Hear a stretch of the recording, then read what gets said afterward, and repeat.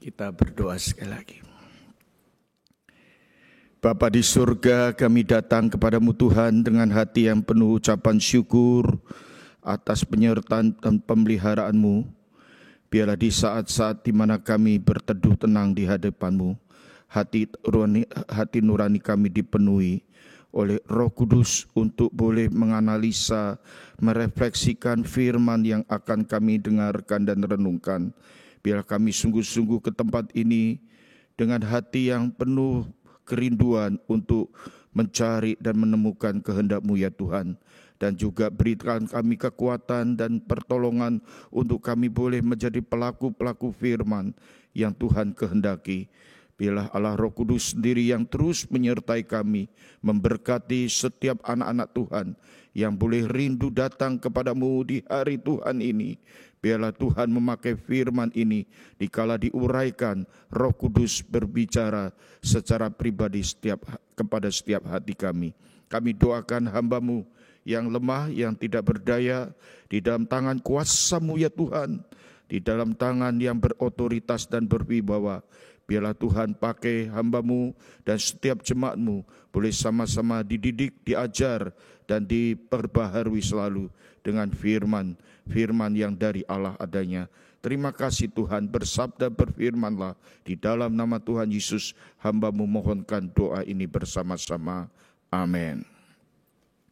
Saudara, kita bersyukur kepada Tuhan kalau kita boleh ada pada hari-hari ini dan kita boleh masuk kepada satu bagian firman Tuhan yang tanpa terasa kita sudah ada di ujung pasal 12 dari 2 Korintus dan kita minggu depan akan berakhir di pasal yang ke-13.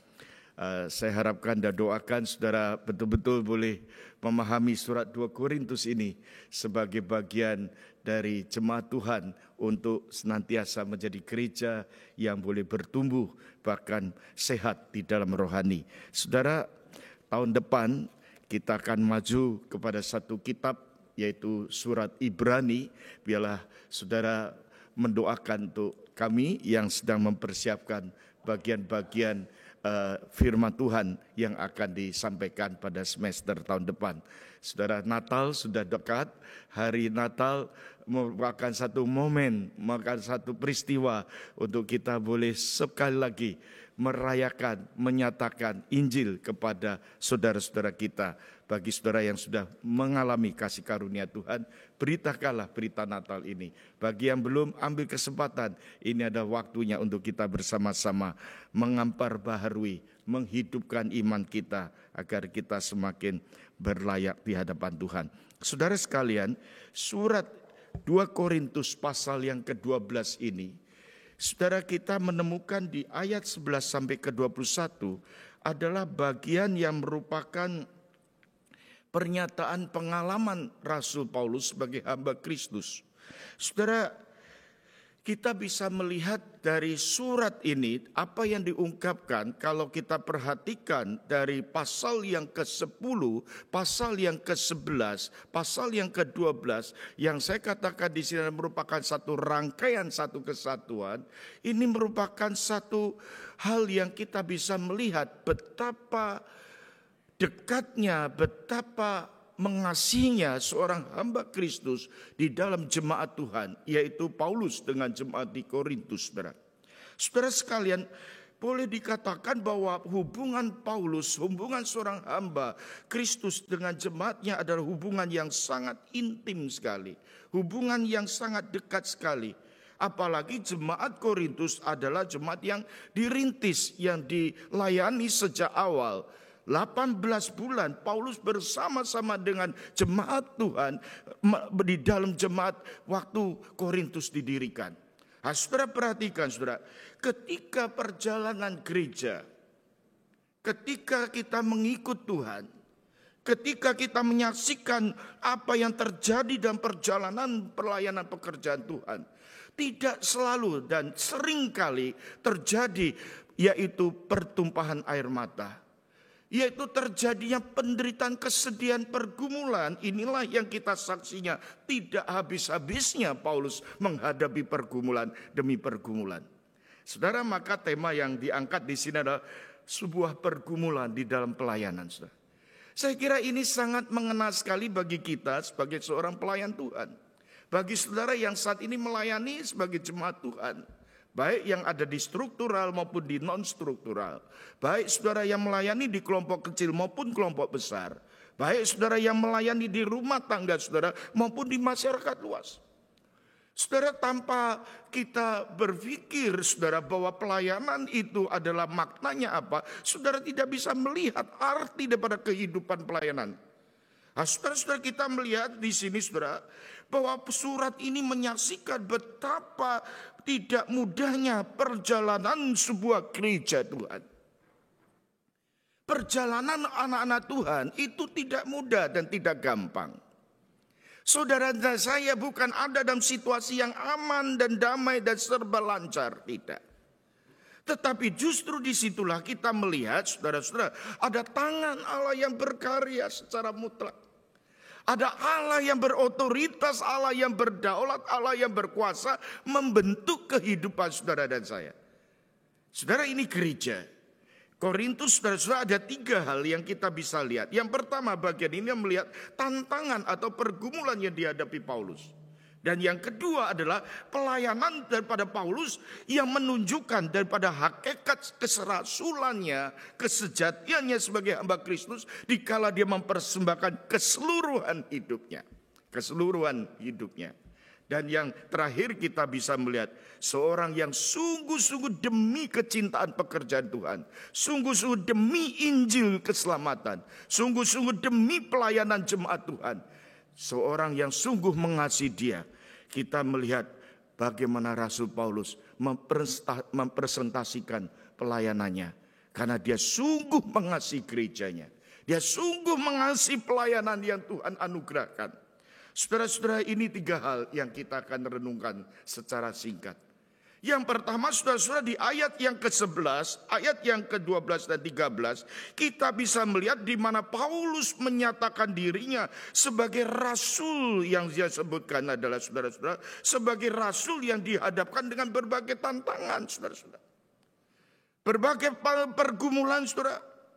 Sampai-sampai di ayat yang ke-11 dia kata, sungguh aku telah menjadi bodoh tetapi kamu yang memaksa aku. Saudara-saudara, kalau kita perhatikan di dalam ayat ke-11 ini, saudara-saudara, ini mengaitkan dengan apa yang Paulus ungkapkan kepada jemaat di Korintus. Karena terpaksa di dalam situasi kondisi tertentu, saudara-saudara. Paulus bukan ingin menyatakan dirinya sebagai kesombongan atau keangkuhannya, tidak, saudara. Tetapi dia harus buka apa adanya. Paulus tahu inilah satu hal yang dia ungkapkan dari isi hatinya. Termasuk pengalaman-pengalaman yang dia hadapi.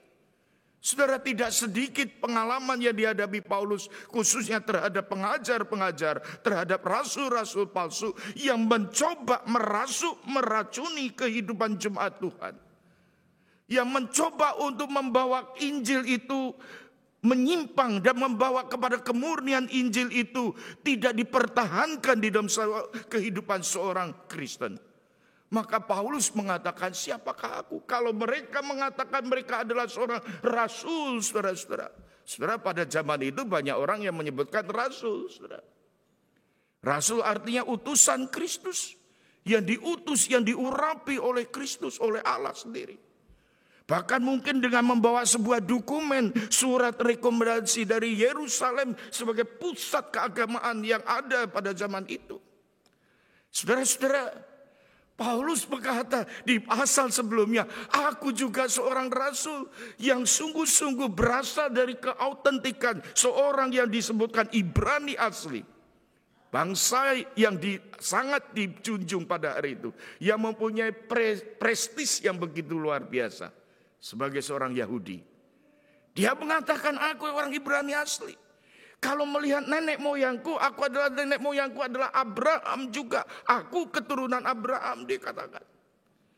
Kalau boleh dikatakan pendidikan di dalam segala tingkat ilmu pengetahuan. Aku orang yang pandai juga berhasil masuk ke sebuah kampus universitas. Aku dibimbing oleh seorang profesor yang bernama Gamaliel. Saudara bisa melihat, ya, dia katakan, aku terpaksa ngomong ini. Dia sebenarnya tidak mau menyombongkan. Aku pernah melihat Tuhan secara langsung. Dia berjumpa dengan Tuhan di surga.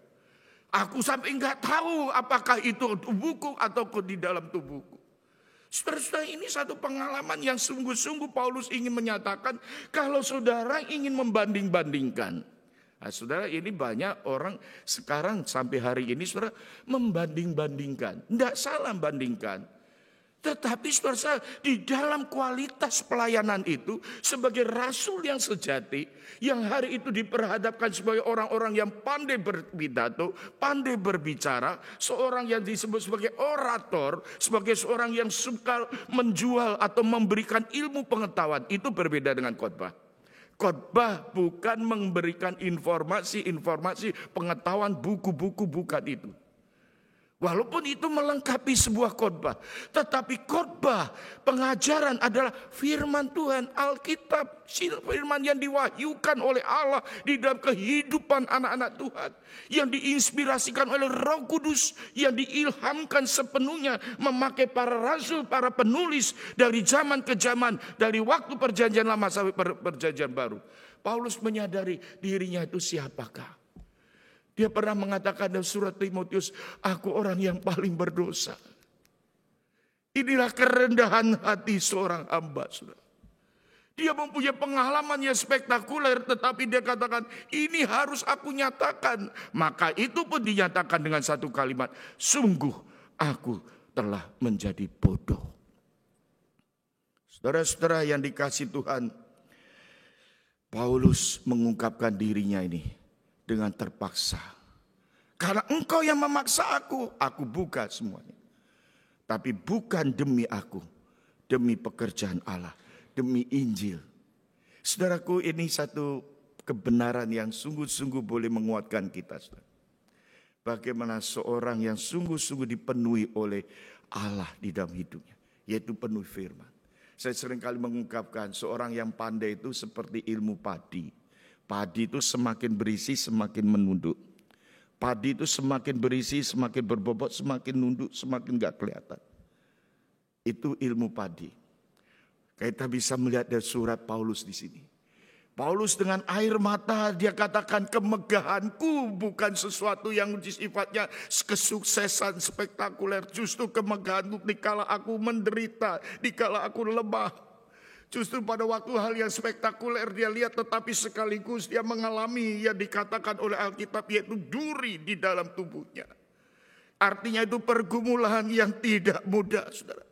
Pergumulan air mata yang tidak henti-hentinya. Paulus katakan tidak pernah diambil, dikatakan sampai 3 kali dia berdoa. Dia tidak berputus asa, dia meminta, tetapi akhirnya Tuhan berkata, ini Tuhan mengatakan, cukup kasih karunia.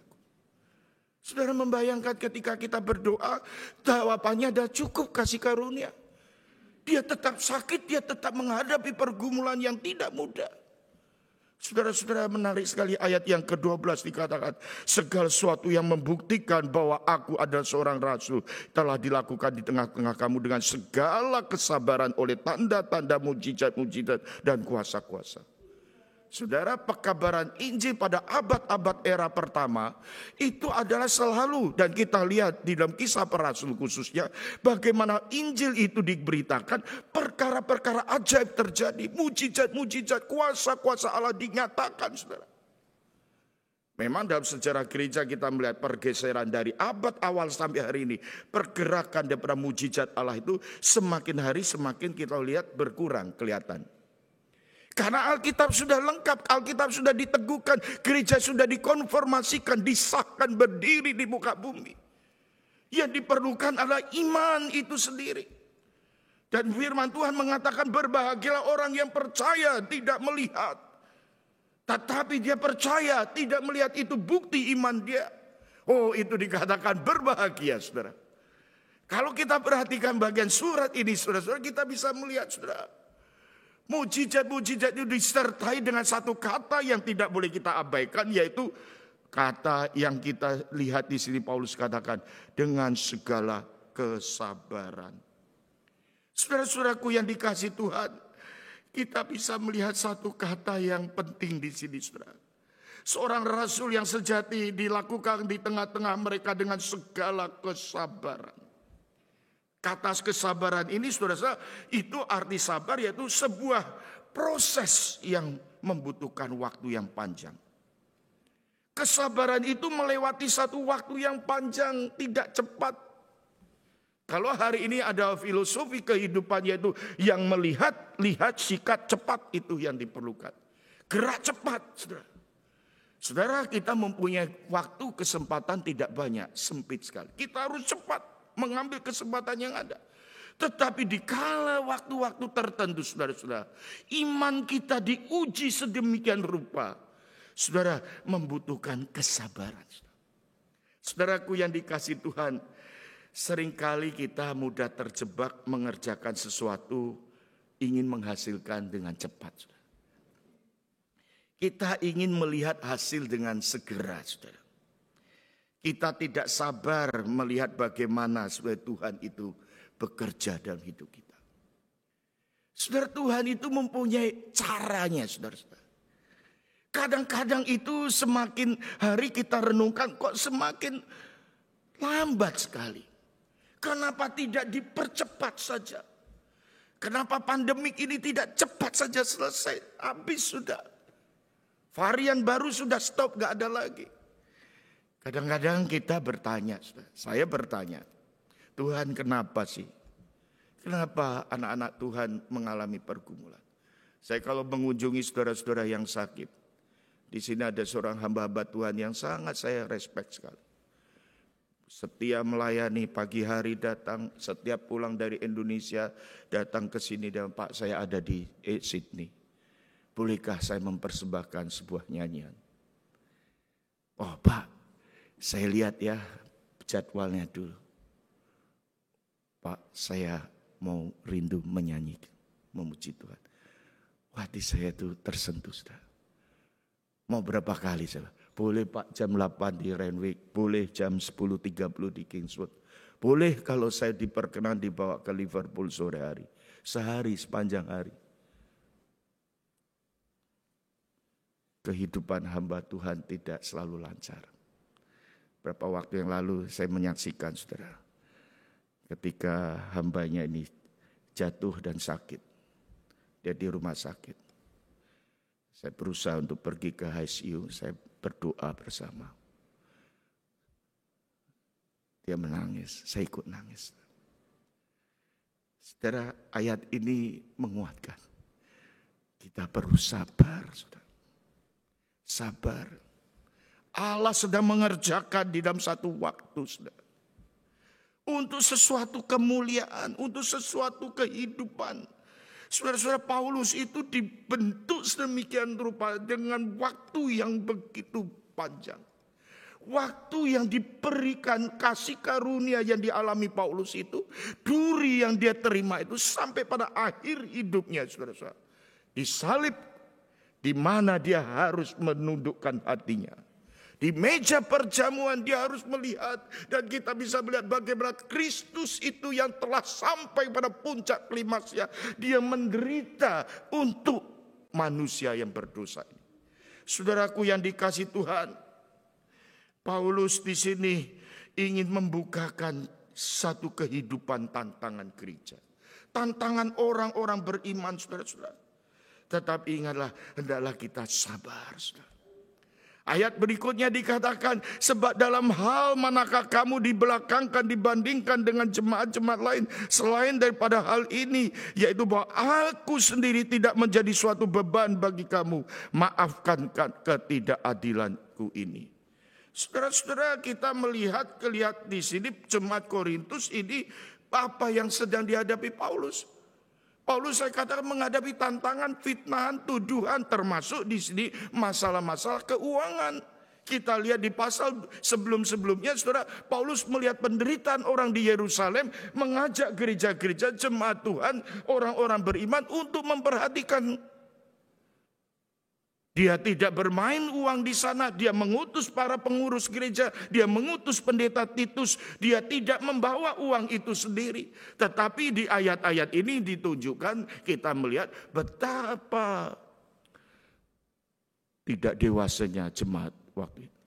Tidak dewasanya orang-orang yang ada demi pengaruh orang-orang yang masuk merasuk dengan pengajaran-pengajaran yang palsu itu, saudara-saudara. Pengajaran-pengajaran yang kelihatan wah dan menggiurkan. Saudara, saya katakan racun itu tidak pernah ditaruh di tempat yang menakutkan, yang tidak enak. Enggak. Racun itu biasanya ditaruh di makanan yang enak, yang lezat. Di tempat yang mana orang senang makan di situ, racun itu bisa datang. Dan racun itu berhasil masuk. Saudaraku yang dikasihi Tuhan, Paulus di sini kita perhatikan, saudara-saudara, memberikan satu penjelasan, saudara. Khususnya berkenaan dengan tuduhan atau fitnahan itu. Ayat yang ke-14, saudara-saudara, Paulus membela dirinya dengan tegas, dikatakan di sana, sesungguhnya sekarang untuk ketiga kalinya aku siap untuk mengunjungi kamu. Aku tidak akan merupakan suatu beban bagi kamu, sebab bukan hartamu yang kucari, melainkan kamu sendiri. Karena bukan anak-anak yang harus mengumpulkan harta untuk orang tuanya, melainkan orang tualah untuk anak-anaknya. Saudara, kita melihat di bagian ini, saudara-saudara, betapa dalam cintanya Paulus pada jemaat Korintus. Saudara, kita bisa melihat di ayat yang ke-15 ini, saudara-saudara. Karena aku suka mengorbankan diri milikku, bahkan mengorbankan diriku untuk kamu. Jadi jika aku sangat mengasihi kamu, masakan aku semakin kurang dikasihi. Tetapi kamu katakan dalam kelicikanku, aku telah menjerat kamu dengan tipu daya. Jadi pernahkah aku mengambil untung daripada kamu oleh seorang dari antara mereka yang kuutus kepada kamu? Ayat 16. Saudara bisa melihat di sini, saudara, bagaimana isi hati daripada Paulus. Saudara, betapa besar dan beratnya tantangan yang dihadapi, saudara. Tetapi dia tetap menunjukkan kasihnya, saudara. Dia mengatakan dengan satu kalimat, saudara-saudara, begitu relevan sekali kalau kita melihat hubungan antara bapa dan anak. Dia menempatkan sebagai bapa. Saudara-saudara, ini kalimat yang saya kira kita merasakan sebagai orang tua, saudara.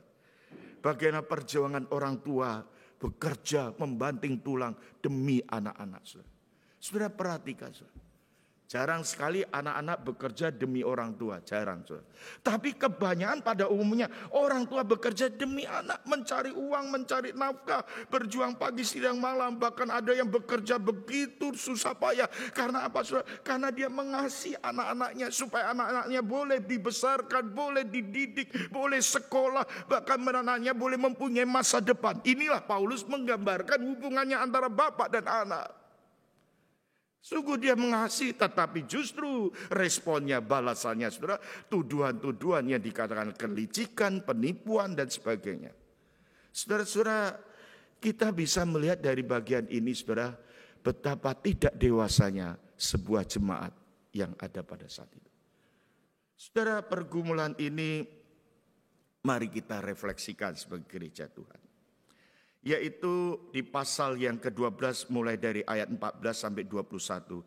Kita melihat plot yang selanjutnya adalah menyatakan kecintaan Paulus untuk gereja di Korintus. Paulus begitu mengasihi, saudara-saudara. Dia yang memulai pekabaran Injil itu, dia mencintai jiwa-jiwa yang ada di Korintus. Saudara-saudara, jiwa-jiwa yang ada di dalam jemaat Korintus itulah yang menjadi pusat tujuan orientasi seorang hamba di dalam sebuah pelayanan. Korintus gereja yang kaya, saudara-saudara. Boleh dikatakan Korintus adalah kota yang begitu mewah, saudara.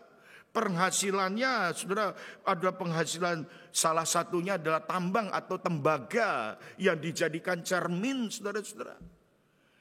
Tetapi itu boleh dikatakan bukan sebagai tujuan daripada Paulus. Paulus punya tujuan bukan harta yang dia cari, bukan materi atau uang yang dia lihat, tetapi jiwa-jiwa yang terhilang pada saat itu. Saudaraku, Paulus menyatakan diri di sana, saudara. Kalau saudara perhatikan ayat berikutnya di sini, saudara. Ayat 17, 18, yaitu ketika dia menunjukkan apa yang dia lakukan kepada jemaat pada waktu pengumpulan dana di Yerusalem, saudara. Dengan adanya rekan daripada Titus, saudara. Ayat yang ke-19 dikatakan, sudah lama agaknya kamu menyangka bahwa kami hendak membela diri di depan kamu, di hadapan Allah, dan demi Kristus kami berkata, semua ini saudara-saudaraku yang kekasih terjadi untuk membangun imanmu. Saudara, ada kata secara cepat kita bisa melihat saudara-saudaraku kekasih. Saudara bisa melihat di tengah-tengah permusuhan seperti itu, di tengah-tengah kebencian, Paulus merespon dengan satu kalimat, saudara-saudaraku kekasih. Saudara, ini kalau kita melihat Yesus ketika dia berkata, kasihlah musuhmu seperti dirimu sendiri. Berbuatlah baik kepada orang yang berbuat jahat kepadamu. Saudara-saudara, kita bisa membayangkan betapa dalamnya hati yang penuh kelembutan dan penuh dengan kasih yang dari Kristus. Di tengah-tengah tuduhan, di tengah-tengah seumpatan, di tengah-tengah desakan yang begitu berat, Paulus masih menyebut saudara-saudaraku kekasih demi membangun iman, dikatakan di sana. Saudara-saudara, kita bisa melihat ayat 16 sampai 18 tadi adalah guru-guru palsu dengan segala pengikutnya menuduh Paulus berkata ini dan itu berkaitan dengan kehidupan pelayanan sebagai rasul. Tapi Paulus berkata, aku mengatakan saudara-saudaraku kekasih. Paulus memiliki sebuah kematangan rohani. Dia tahu kasih Kristus yang ada dalam dirinya. Dia mempunyai satu kematangan dan kesabaran hati. Dan dia membiarkan Roh Kudus yang bekerja, yang telah bekerja dalam dirinya ketika dia bertobat mengalami kasih karunia Tuhan. Paulus membiarkan ini biar terjadi untuk membangun iman jemaat Tuhan. Saudara-saudara, maka di bagian terakhir dia tutup dengan satu kalimat, yaitu aku khawatir apabila aku datang mendapati kamu. Ayat 20-21, tidak seperti yang kuinginkan dan kamu mendapatkan aku tidak seperti yang kamu inginkan. Aku khawatir akan adanya perselisihan, iri hati, amarah, kepentingan diri sendiri, fitnah, bisik-bisikan, keangkuhan, kerusuhan. Aku khawatir bahwa apabila aku datang lagi, Allahku akan merendahkan aku di depan kamu. Bahwa aku akan berduka cita terhadap orang yang di masa lampau berbuat dosa dan belum lagi bertobat dari kecemaran, percabulan dan ketidaksopanan yang mereka lakukan. 3 kali kata khawatir dikatakan di sana. Aku khawatir, aku khawatir, aku khawatir. Khawatir di sini mempunyai pengertian positif, saudara. Bukan khawatir tidak percaya, bukan. Aku khawatir memiliki aspek yaitu justru satu kerinduan yang dia inginkan. Khawatir ini datang untuk menjadikan satu kerinduan yang dia inginkan supaya sungguh-sungguh jemaat Tuhan itu boleh bertobat. Saudara sekalian, kita khawatir kalau kita enggak bertobat. Itu positif, saudara. Khawatir di sini ada khawatir untuk menunjukkan satu kerinduan supaya pada waktu aku datang kembali ke Korintus, jemaat Korintus sudah bertobat, sudah berubah, sudah mengalami pembaharuan, sudah berdewasa, sudah kematangan itu sudah terjadi di sana. Itu yang dirindukan seorang hamba Kristus. Saudara-saudara, Paulus dengan hati yang berat, dengan susah, dia melihat jemaat yang sangat tidak dewasa. Jemaat yang ada perselisihan, ada keiri hatian, ada kemarahan yang meledak-ledak. Jemaat yang seringkali mementingkan diri sendiri bukan orang lain. Jemaat yang suka menyebarkan gosip, yang fitnah, menciptakan kekacauan, kerusuhan. Banyak orang di masa lampau yang berbuat dosa, yang belum bertobat di dalam kecemaran, percabulan, ketidaksopanan. Ini yang membuat kekhawatiran Paulus. Salah satu kesedihan Paulus kepada jemaat di Korintus adalah jemaat yang masih kanak-kanak rohaninya. Ini yang membuat dia khawatir, sedih dalam hatinya. Saudara-saudara, ada 3 refleksi sebagai penutup bagi kita.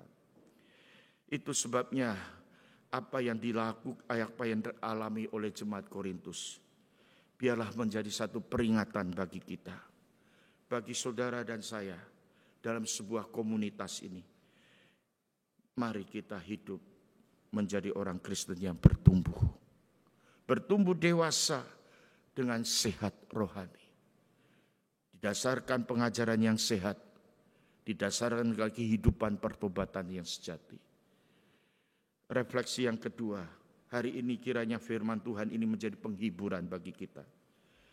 Sebagai hamba Kristus, sebagai hamba-hamba Tuhan yang melayani di tengah jemaat, sebagai jemaat yang sungguh-sungguh melayani, marilah dikala kita menghadapi tekanan hidup, tekanan yang berat sekalipun, mungkin engkau dikecewakan, dibuat engkau sedih, pengorbananmu tidak pernah dihargai, saudara sudah berusaha dengan baik tetapi tidak diberikan pujian, saudara jangan saudara sedih hati.